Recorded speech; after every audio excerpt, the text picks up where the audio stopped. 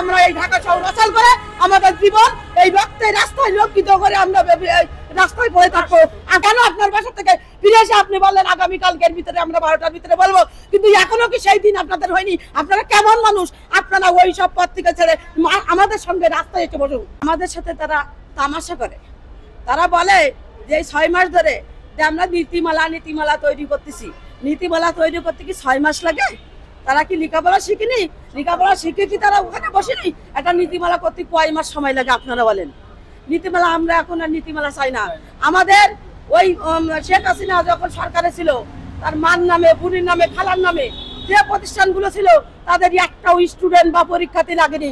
তাদের সময় যদি নীতিমালা না লাগে, তা আমাদের সময় আমরা নীতিমালা মানতে চাই না।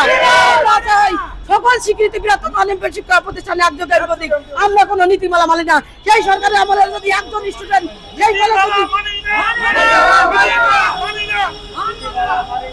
শেখ হাসিনা সরকারের সময় যখন একজন স্টুডেন্ট সেই কলেজ জাতীয়করণ হয়, তাহলে আমাদের সময় কেন নীতিমালা থাকবে?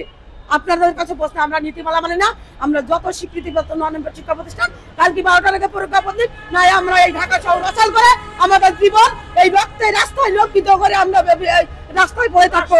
আপনারা মিডিয়া ছড়াই দেবেন যে এই অলিম্পিক শিক্ষক সব গুলিবিদ্ধ হয়ে এই মারা এই রাস্তায় লাশ হয়ে সব পড়ে আছে। আমাদের জীবন বেঁচে থাকার মৃত্যুবরণ করা অনেক ভালো, তাই আমরা বাসা থেকে সবাই বিদায় নিয়ে এসেছি। হাই মরবো নয়তো এমপি নিয়ে বাড়ি ফিরবো।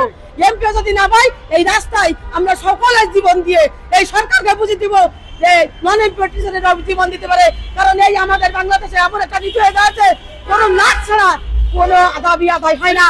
এবং 24-এর গণঅভ্যুত্থানে নাশ পড়ার পরেই শেখ হাসিনা মেনে নিয়েছিল যে হাই আমার দেশ ছেড়ে পালাতে হবে। তো ওই জন্য আমি বলছি আমাদের দেশে লাশ ছাড়া কোনো দাবি আদায় হয় না। তাই আমরা আগামীকালকে সবাই লাশ হয়ে এইখানে দেখিয়ে দেবো বাংলাদেশের নন এমপি শিক্ষক লাশ দিতে পারে কিনা, কারণ লাশ ছাড়া সে দাবি পূরণ করবে না।